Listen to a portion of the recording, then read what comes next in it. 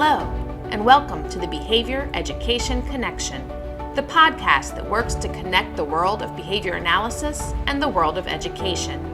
We focus on topics important to behavior analysts who work in the public schools and those who support them. Join us and spend time gaining insights and ideas as our host talks with fellow behavior analysts as well as other experts in the field.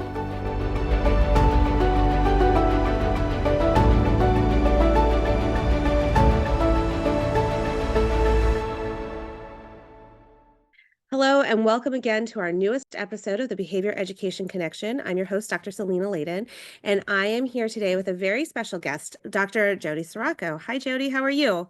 Hello, wonderful to be here. Thank you for having me. Oh, I'm so glad you're here. Jody, can you give us a little bit of an overview of who you are and what you do? Perfect. Absolutely. So I am the director of the Virginia Tiered Systems of Support Research and Implementation Center, which is within the Partnership for People with Disabilities at Virginia Commonwealth University. And there we really work to build the capacity and sustainability of multi-tiered systems of support across the Commonwealth. So we work with school divisions to integrate both behavior, academic, mental wellness within their school systems. So a big charge for sure. Very big charge. Yes, no pressure. No pressure at all.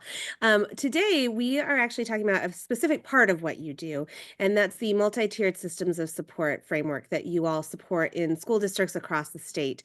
And before we dive into kind of what this has to do with behavior analysis, can you give us just the Reader's Digest version of what MTSS is? Yeah, so multi-tiered systems of support, many folks, if you have heard of it before, the first thing that probably comes to your mind is the pyramid or the triangle. Yes. That is the most common thing that people associate with an MTSS framework, which is, for those of the listeners that may not be as familiar, that's tiered levels of support. So at a tier one, that's your universal practices that are put within the school to be able to support all students.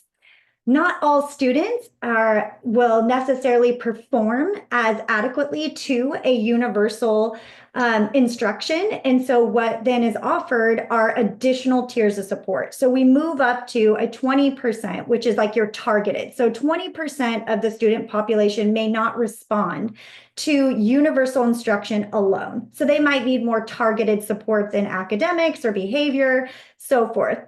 So then if you have your 20%, well, some of those students receiving just universal and targeted supports may not be sufficient. So we move up that pyramid or triangle again into a tier 3 support, which is your more individualized support. You're looking at about 3 to 5% of a population that does not respond, and to those in tier 1 and tier 2. So specifically what that means is as you move up the triangle, your intensity of supports increase. But I should say these are all layered. They're not meant to be in silo or isolation. So we layer these supports. They're additional things that we provide to make students be successful. But again, I would just say quickly that that's one piece of MTSS. And I think largely speaking, lots of times when we're talking about MTSS, we forget that there's so much more that is involved in what that is. So lots of states will have their own core components for MTSS. Of course, Virginia has its own, which I say have just been revised and updated recently. Make sure to go to our website to check it out. And so really it's such a broader way to think systemically about implementation. So you've got teaming, professional learning, coaching. There's so many, database decision-making, problem solving, all those kinds of things. And if you look at each state, we'll be able to really tell you how MTSS is used within that state or school district or even school sometimes. Yeah, and I think that's a really great description. I just want to add a couple caveats I think people get confused about. We don't have tier 1 students or tier 3 students. We have students who receive tier 1, tier 2, or tier 3 supports. And that's a really important caveat because there's flexibility between the tiers. And it might mean a student needs tier 3 intervention for a little while, but then things are going really well. And then they don't need that level of intervention anymore. Absolutely. And I think that's such a great point that you're saying. And I even think that sometimes we have to extend that beyond. We'll get a lot of questions about folks that think students that are receiving tier three supports, that means they're in special education or That that was my other point, so I'm glad you brought it up. right, which is not the case, right? You might have a student that has an IEP, but they have tier two supports in reading, and maybe they're receiving tier three supports in math, for example. So there, of course, the continuum still exists for all students. Yeah, And they're still receiving their specially designed instruction absolutely. in the areas that are affected by their disability. Yes, exactly. Perfect. Yep, you read my mind. That was the other thing I wanted to clarify because I think that there is a lot of misconception about that.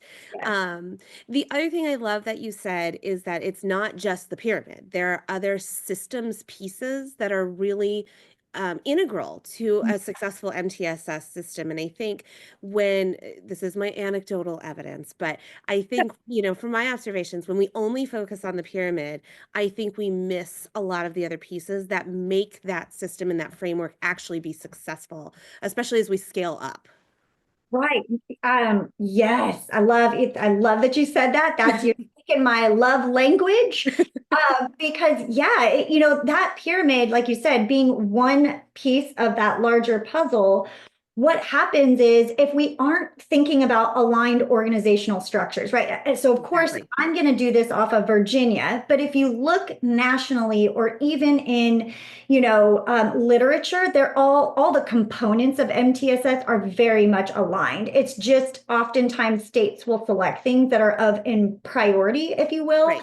to that particular state. But so, for example, if you have your pyramid, right, of tier one, two, and three, and you're trying to decide on what practices you're putting into that tiered level of support, and you're doing that in a really integrated way, like I said, of looking at academic, behavior, and social emotional wellness.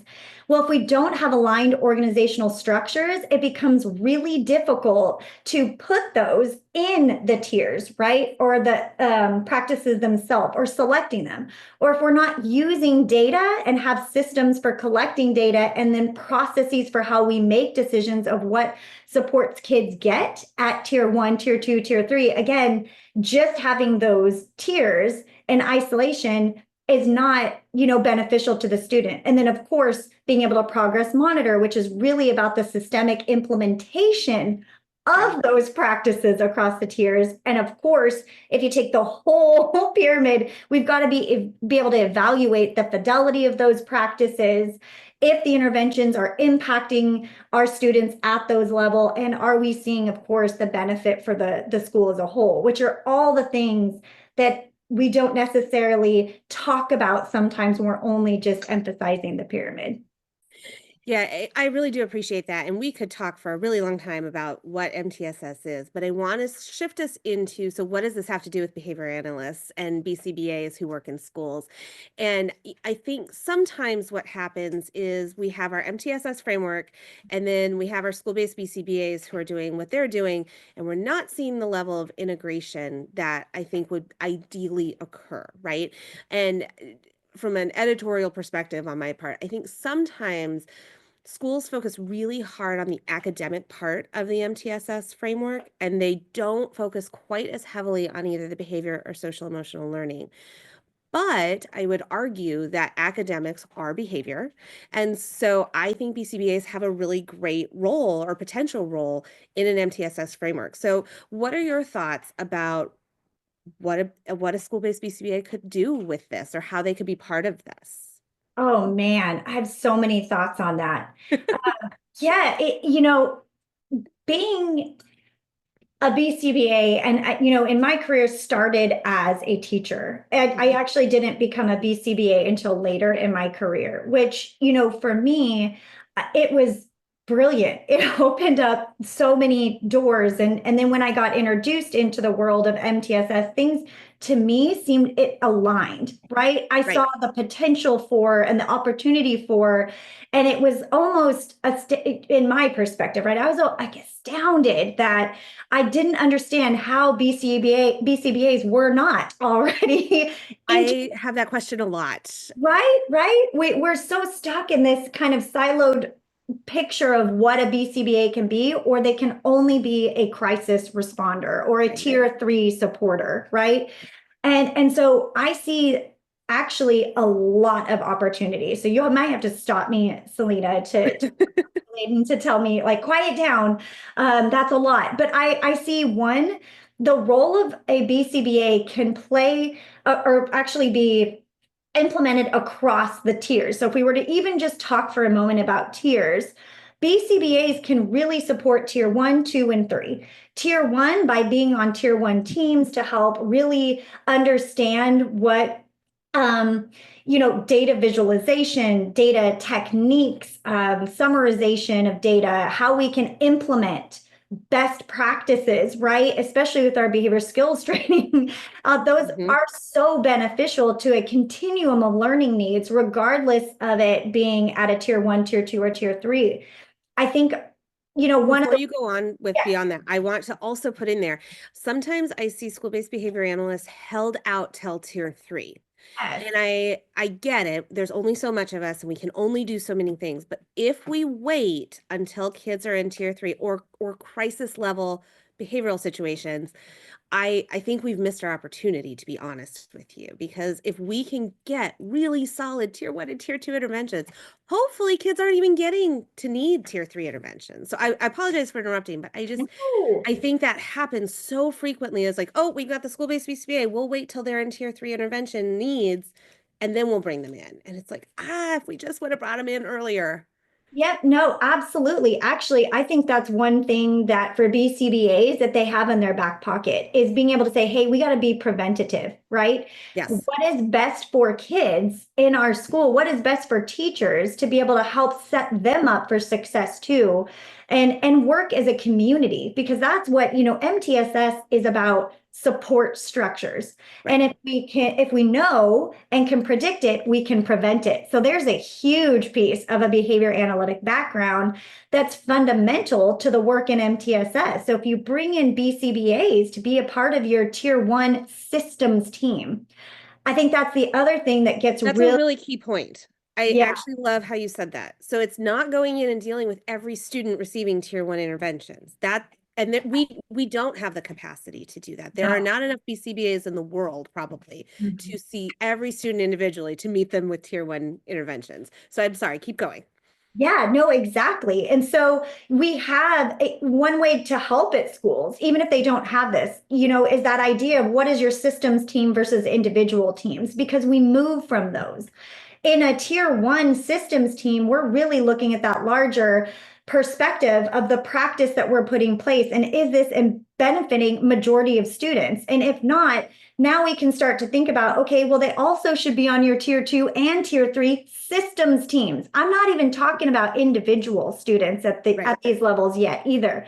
Each tier, whether they're the same teams, different teams, I mean, that looks differently across, a spectrum of schools, but that systems component, behavior analysts have the understanding specifically about, I think about organizational behavior theory, right?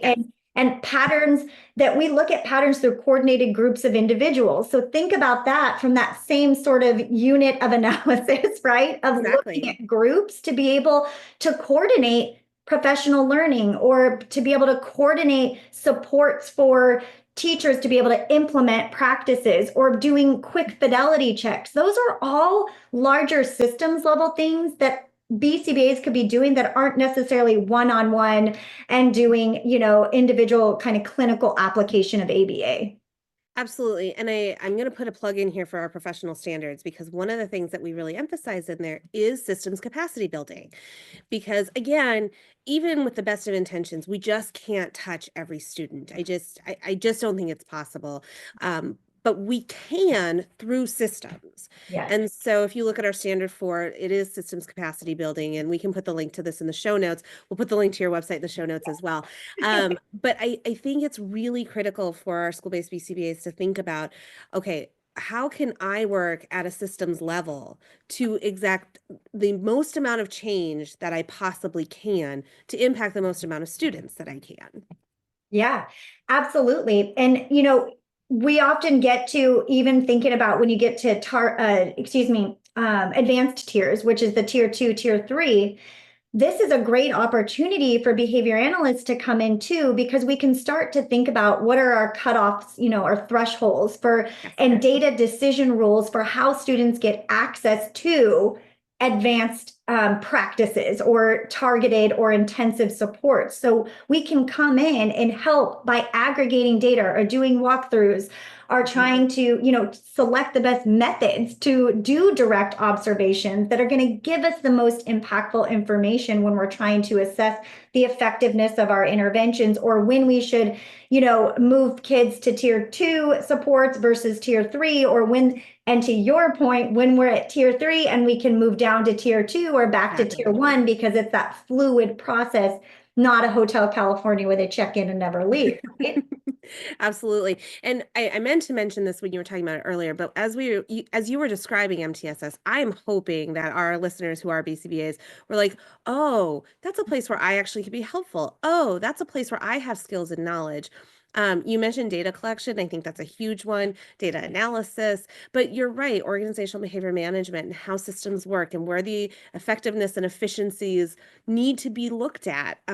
I think those are all places where school-based BCBAs actually can be super, super helpful, but may not have that seat at the table right now. And so I guess I kind of want to ask you, if I'm a school-based BCBA and right now I have my own little silo in my process, and the MTSS team has got their own silo in their process, how do I get a seat at that table? How do I integrate myself into that process? What advice would you give our folks?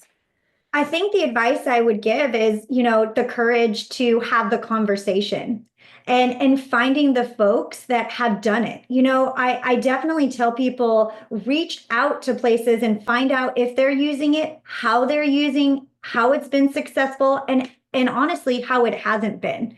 We have to be able to know both sides. And that way, when you come to the table with the folks at your school where you're wanting to kind of talk about the potential of where a BCBA fits in that you're coming with both sides and being, conscious, because I get that can be challenging, feeling like, oh, how do I go sit down with that principal or maybe even a district leader and say, hey, where are BCBAs in this? I think it starts with really nice conversation that's like, hey, I'm curious. Maybe I listened to a podcast. I went to a conference. I heard this. I'm so interested in learning more about what this does or doesn't look like in our district or school, which also opens up a conversation for that potential, oh, what did you learn? Because, educators are lifelong learners. So if we tap into what their valued outcomes are, and that would be the other side of what I was going to say secondly, is really think about what's important to your school and what's important to the division or school district. And then how then, just like what we're doing today, does a behavior analyst fit into that and say, I know this is what's really important to you. Here's what we're doing and how that fits in and might bring, a more multidisciplinary perspective that meets the needs of a whole student. And now you're touching in on the values that are really important to them. Yeah. And I mean, it really is a behavior analytic process, right? Like what reinforces these people and how do I become part of the reinforcement? I agree with you. I think sometimes just opening up the conversation and even saying like, so not in a like accusatory, why did you do this? But in a like, hey, I'm curious. Did you ever think about like bringing the BCBA into this? Or why did you pick the team members that you picked to be part of this? And I think being able to come in and say, I'm really good at data analysis. I don't know if you have someone on your team who does that really well, but I would love to help contribute in that way. And I think sometimes that can be a really nice opening, because I think sometimes people don't know what school-based BCBAs do, or they have a preconceived notion of what they do. And there isn't a thought of, oh, you have those skills. You could do this. Right.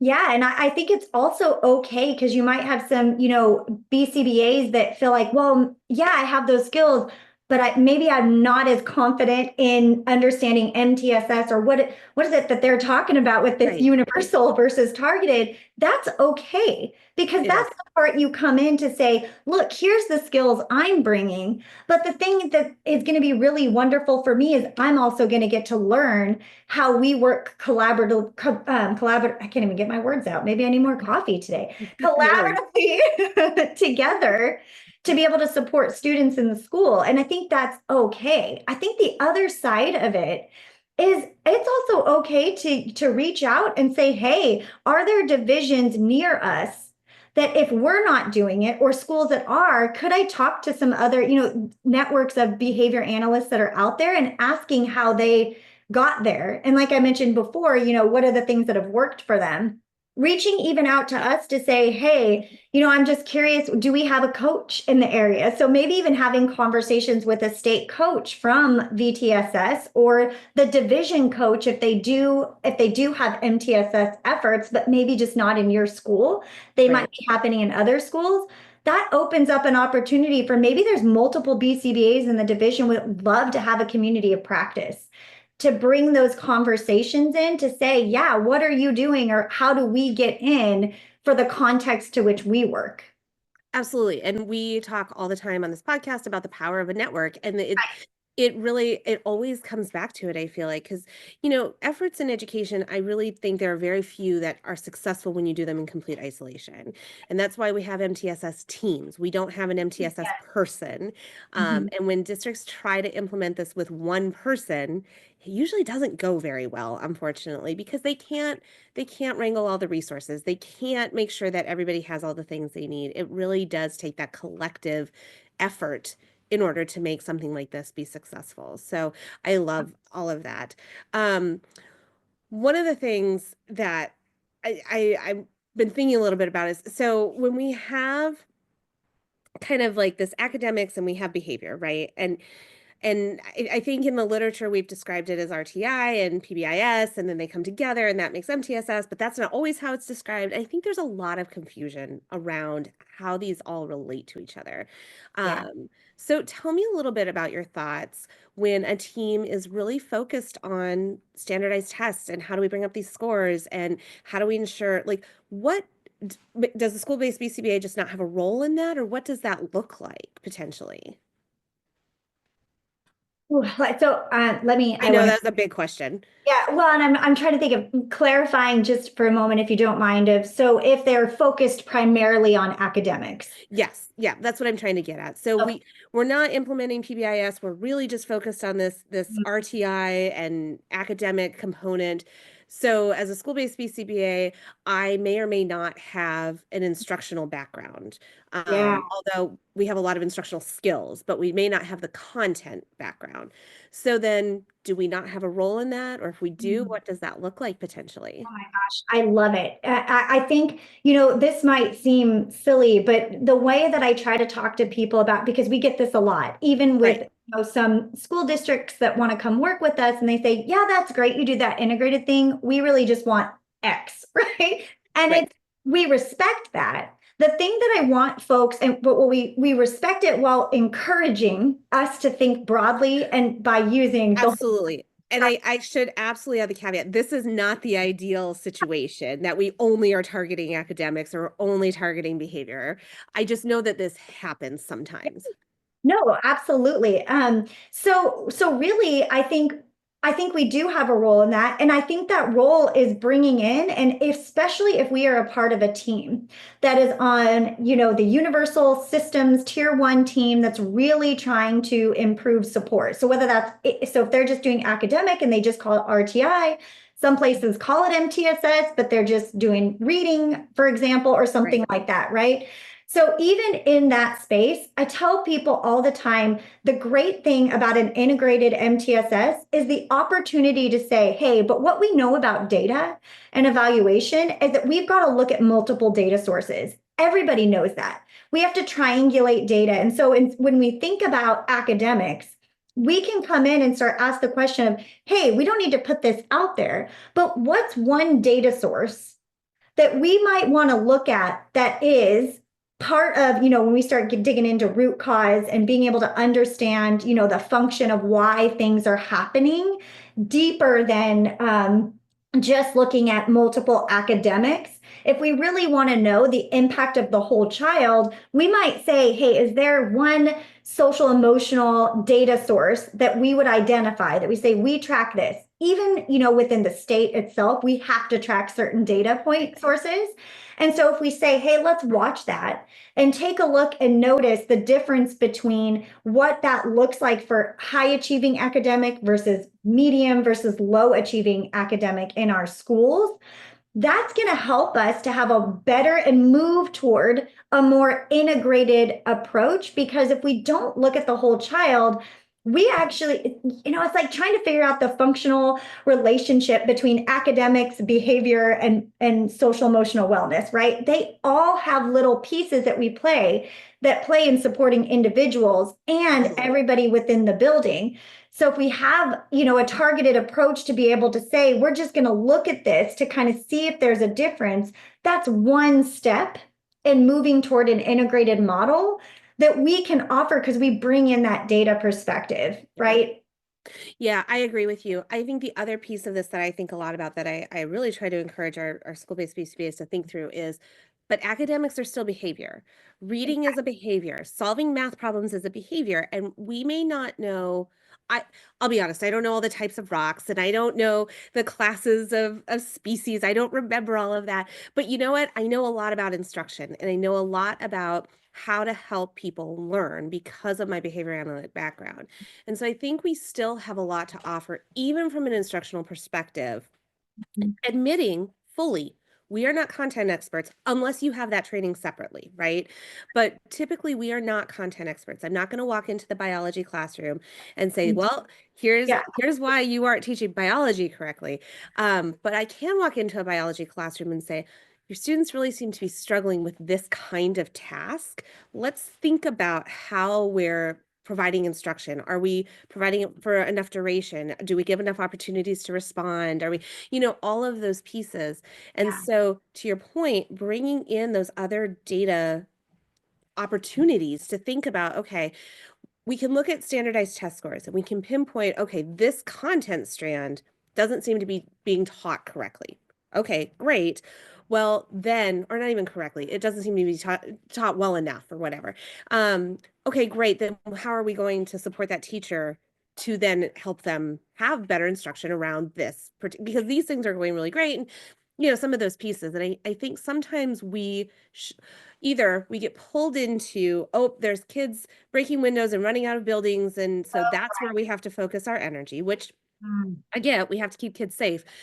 And then we don't have the opportunity to be in some of these other things, or there's just not a recognition that we have some of those skills in that area. Absolutely. And I was focusing on that integration. So I'm glad. No, but I think that's a really important point. Your point about integration is critical because to our earlier comment, you shouldn't just be focusing on standardized test scores as your target. Like that's not an idea. That's an outcome of good instruction and of all the other things that need to be in place. So perfect. No, yeah. And because I love the direction that you're going, because I think, if we could put in our back pocket when we're coming to the table to talk about these things, especially if we're only focused, for example, on one piece, like academics, if you're coming in with an MTSS perspective, which I think very much aligns with BCBAs in our work of this idea of systems, data, practices, and outcomes, right? If you can think of those 4 key things, we call that prevention logic. So if you said, I'm coming to the table and we are looking at systems support staff behavior. So what are the things, again, regardless of if it's just academic. So to your point, right? Yeah, systems. Hey, we need to come in and look at, are the practices we're doing at Tier 1 benefiting all students? What are the data sources that are going to tell us that? How do we assess that and progress monitor it and then evaluate it back together as a group, which behavior analysts are really well suited to do. Right. And then when you think of the data side of that, okay, well, that's everything we've been talking about. I need to touch on that. But that's the multiple data sources. So being able to decide what data sources do we need in order to make the most informed decisions about what we've said are required or outcomes of our school, or specifically, whatever that, if it's just academics, but again, if we're trying to integrate, and then again, those practices as behavior analysts, to your point, we can come in and look at, hey, let's do quick walkthroughs. And again, these are not evaluative. We're creating systems Right. that support. And we're also able to come in as behavior analysts and say, well, let's look at the function, regardless of it being academic or behavior, because we can look at both to be able to identify. We might have different terms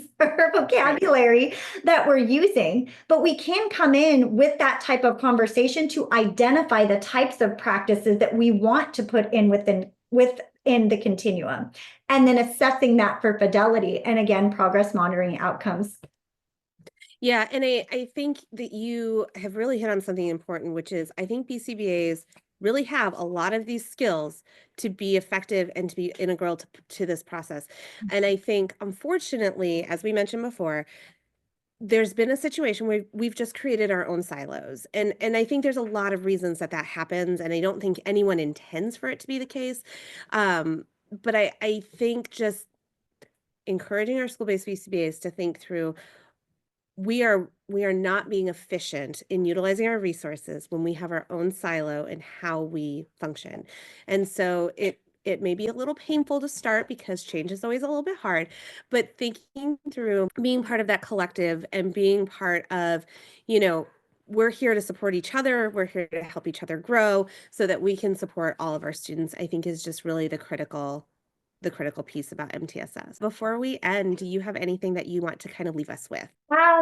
I think the thing there, oh gosh, you have my brain still going. There's so many amazing things that we can talk about with behavior. We're gonna have to do a part 2, Jody. We're definitely gonna have to do a part 2. But no, I'm loving it. I think the thing I would leave with is again having, being able to open the door for the conversation and reaching out to folks to have it. The more that we, like you said, don't say anything, we're perpetuating that silo. And so, being able to be open to, hey, I'm just going to ask, or, if you're working on professional development in your school that for evaluation processes, right, within the organization, maybe you can write a professional goal of something like this. So you, again, find a way to open the door so that those conversations are natural and organic in the schools. The second thing I would say is, which I don't want to open a door, so stop me if this is not what you want to say here. It's okay. It's all right. You're good. Our terminology and vocabulary that we're using can often prevent us from having that integrated approach and whole child focus. We've got to be able to, switch between our repertoires and be able to recognize. And I think it's as simple sometimes as saying, what is academic language and what is behavior language? And writing those down and being able to say, because it's not that people, don't want to learn it or that, of course we need to use our terminology in certain contexts and environments that is required for us as behavior analysts.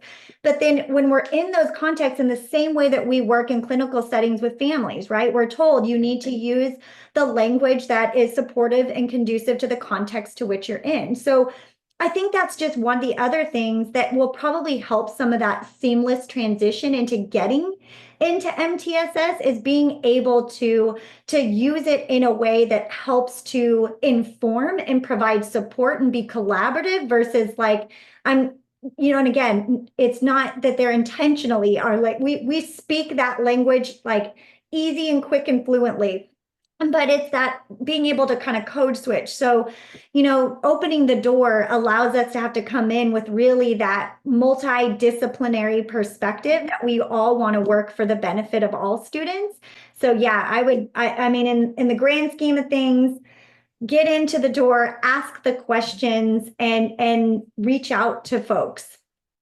Yeah, I like that. And I think don't let language be the barrier. Yes, exactly. Right? Like, Exactly. and I agree with that. I think, we need to be precise. We need to have all those things, but we shouldn't let it be a barrier to being helpful and supportive. So All great points. Jody, I really want to thank you for spending time with us today. I think this has been really informative, and I think it gives us a lot to really think about. We definitely are going to do a part 2 at some point because I think there's so much more to talk about. But thank you so much for your time today. Thank you. I had a blast. This was so much fun. I appreciate and so honored that you asked me to be here today. Oh, thank you. And we're really glad that you are. So to our listeners, thank you so much, and we'll see you on the next episode.